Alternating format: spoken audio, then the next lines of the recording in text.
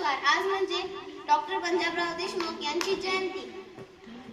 आज त्यांचा जन्म 27 डिसेंबर 1898 साली अमरावती जिल्ह्यातील पापडगाव या एका शेतकरी कुटुंबात झाला. त्यांचे प्राथमिक शिक्षण पापडगाव येथे झालं व त्यांचे माध्यमिक शिक्षण पापडगाव येथे झालं. त्यांचे प्राथमिक शिक्षण अमरावती येथे झाले. त्यानंतर ते बॅरिस्टर बनण्यासाठी ते इंग्लंड या देशामध्ये शिकण्यासाठी गेले.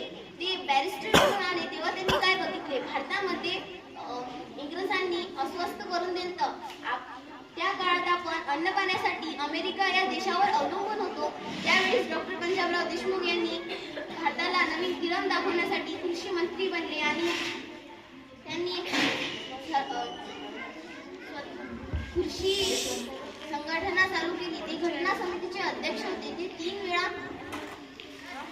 वेळा खासदार म्हणून निवडून आले. त्यांनी शेतकऱ्यांसाठी नवीन योजना राबविल्या. सर्व विद्यार्थी शिकले पाहिजेत म्हणून त्यांनी विदर्भात शिवाजी संस्था चालू केली. एवढे बोलून माझे 2 शब्द संपवतो. जय हिंद, जय भारत.